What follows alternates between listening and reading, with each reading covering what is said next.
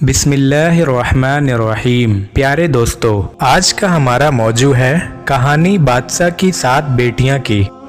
एक बादशाह की 7 बेटियां थी। एक दिन बादशाह बहुत खुश होता है और अपनी 7 बेटियों को बुलाकर पूछता है कि मैं तुमसे एक सवाल पूछूंगा और अगर जवाब अच्छा लगा तो तुम्हारा मन चाहा इनाम भी दूंगा। सब एक कतार में खड़ी हो जाओ और एक एक करके बताओ कि तुम किसका दिया खाती हो और किसका दिया पहनती हो। 7 में से 6 बेटियों ने कहा कि अब्बा हुजूर, आपका दिया खाते हैं और आपका दिया पहनते हैं। आप ही की वजह से हमारी ये शानो शौकत है। ये सुनकर बादशाह बहुत खुश हुआ और सबको उसकी मनपसंद चीज़ दे दी। जब सबसे छोटी बेटी की बारी आई तो उसने कहा कि मैं अल्लाह का दिया खाती हूँ और अपनी किस्मत का पहनती हूँ और ये मेरा नसीब है। बादशाह ये सुनते ही आग बबूला हो गया और कहने लगा कि कमबख्त, तूने मेरी नाशुक्री की है, तुझे इसकी सज़ा ज़रूर मिलेगी। शहजादी ने कहा, जो हुक्म अब्बा हुजूर।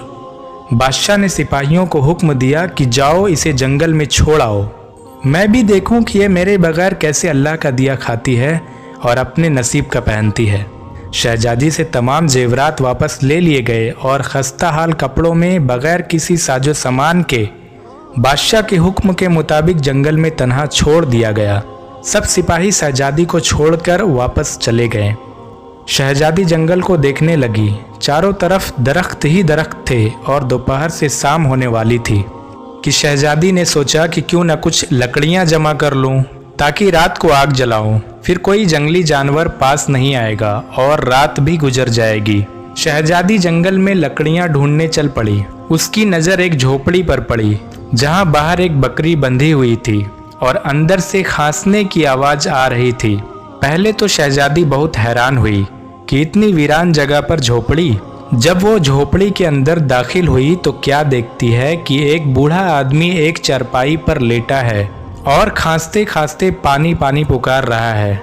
शहजादी इधर उधर देखती है तो कोने में एक पानी का घड़ा पड़ा हुआ होता है। वो गिलास में पानी भरकर बूढ़े आदमी को पिलाती है। इतने में बूढ़ा आदमी शहजादी से पूछता है कि बेटी, तुम कौन हो और इतने बड़े जंगल में तुम अकेली क्या कर रही हो। तब शहजादी उसे पूरा माजरा बताती है कि वो यहाँ तक कैसे पहुँची। बूढ़ा आदमी उसे झोपड़ी में ही रहने को बोलता है और कहता है कि मैं शहर में काम करता हूँ, सुबह शहर चला जाऊँगा और 8 दिन के बाद आऊँगा। तुम यहीं रहो और झोपड़ी में खाने का सामान है और नदी पास ही है, तुम वहाँ से घड़ा भर लिया करना। सुबह को बूढ़ा आदमी शहर चला जाता है और शहजादी यहाँ अकेली झोपड़ी में साफ सफाई करके बकरी की दूध निकालती है। आधा अपने लिए रख लेती और आधा बाहर एक कोने में बर्तन में डालकर रख देती, ये सोचकर कि रात कोई जानवर भूखा या प्यासा होगा तो पी लेगा, और खुद अंदर आकर सो जाती। सुबह सवेरे जब शहजादी उठती है तो क्या देखती है कि दूध का बर्तन खाली और पास एक लाल पड़ा है जो देखने में बहुत ही नायाब और कीमती मालूम होता है, और पास ही सांप के निशान भी नजर आते हैं। तब शहजादी को याद आता है कि बचपन में उसने सुना था कि जब कोई नायाब सांप बहुत खुश होता है तो एक ऐसा लाल उगलता है कि जिसकी कीमत हीरे जवाहरात से भी ज्यादा महंगी होती है। शहजादी बहुत हैरान होती है और दिल में सोचती है कि शायद सांप भूखा था, इसलिए वो दूध पीकर खुशी में लाल छोड़ गया। फिर वो लाल उठाकर अपने पास रख लेती है और फिर अगली रात शहजादी बर्तन में दूध रख देती है और अगली सुबह जब देखती है तो फिर एक लाल होता है। ऐसे ही करते करते 7 दिन गुजर जाते हैं और शहजादी के पास 7 लाल जमा हो जाता है और उस दिन बूढ़ा आदमी भी आ जाता है। तब शहजादी उसे लाल दिखाती है और सारा वाकया बताती है और बूढ़े आदमी को 3 लाल दे देती है और कहती है कि शहर जाकर ये लाल बेच दो और आते वक्त अपने साथ महल बनाने वाले मजदूर को लेकर आना। बाकी 4 लाल शहजादी अपने गले में माला के तौर पर पहन लेती है और कुछ ही महीनों में जंगल में एक आलीशान महल तैयार हो जाता है जिसमें बूढ़ा आदमी और शहजादी रहने लगते हैं। ऐसा खूबसूरत महल जिसमें हर नौकर चाकर दुनिया की तमाम नेमतें मौजूद होती है। शहजादी जंगल में लकड़ी की फैक्ट्री लगा देती है जिसमें गरीब काम करते हैं और उनकी रोटी भी चलती रहती है। देखते ही देखते जंगल शहर नुमा बन जाता है और दूर दूर तक धूम मच जाती है कि शहजादी बहुत ही रहम दिल है।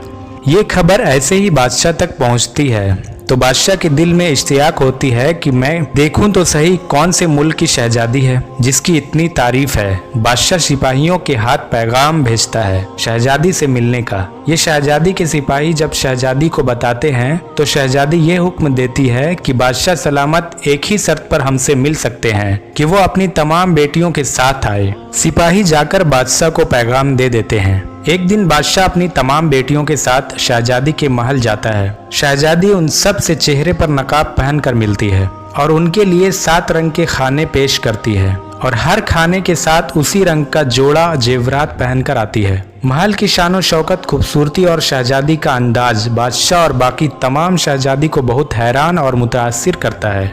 आखिर में बादशाह शहजादी से कह देता है कि तुम मेरी बेटी की जगह पर हो और मैं भी तुम्हारे कहने पर अपनी तमाम बेटियों के साथ आया हूँ, फिर हमसे यह पर्दा किस लिए।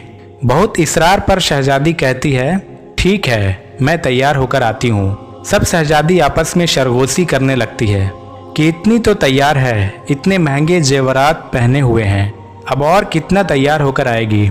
इतने में क्या देखते हैं कि दूर से कोई खस्ता हाल कपड़ों में आ रही है और गौर करने पर बादशाह को याद आता है ये तो अभी तक जिंदी है।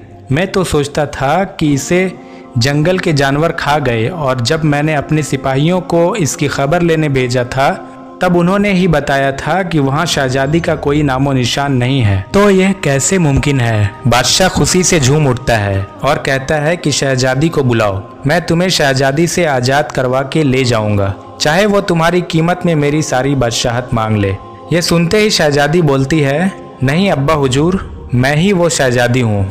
मैं कहती थी ना कि मैं अल्लाह का दिया खाती हूँ और अपने नसीब की पहनती हूँ। बस उसी अल्लाह ने मुझे कहाँ से कहाँ पहुँचा दिया है कि आज मैं आपसे भी ज़्यादा अमीर हूँ। फिर शहजादी अपना तमाम हाल बयान करती है कि वो इस मकाम तक कैसे आई और दिखाती है अपने गले की माला जिसमें अभी भी 4 लाल मौजूद होते हैं। ये बात सुनते ही बाकी तमाम शहजादी दिल में रश्क करने लगती है और सोचती है कि काश हमने भी तब यही कहा होता कि अल्लाह का दिया खाती हूँ और अपने नसीब का पहनती हूँ। दोस्तों, हमेशा अल्लाह की ज़ात पर यकीन रखो, वो जिस हाल में भी रखे हमेशा शुक्र अदा करो। आज के इस दौर में बच्चों की ऐसी तरबियत की बहुत ही ज़्यादा ज़रूरत है। बच्चों की आखिरत की फ़िक्र भी वालिदैन को ऐसा ही करना चाहिए जैसे अपनी आखिरत की फ़िक्र करते हैं। ये एक छोटा सा खूबसूरत पैगाम ख़ास तौर पर हमारे नौजवान के लिए है। अगर हो सके तो शेयर ज़रूर करें। अल्लाह ने चाहा तो हमें इसका अजर भी ज़रूर मिलेगा। हमारे बच्चों की इस्लाह भी हो सकती है। अल्लाह ताला हमें हुस्न अमल की तौफीक अता फरमाए। आमीन सुम्मा आमीन। प्यारे दोस्तों, अगर हमारी वीडियो अच्छी लगे तो बराए करम हमारे चैनल को सब्सक्राइब कर दें। शुक्रिया।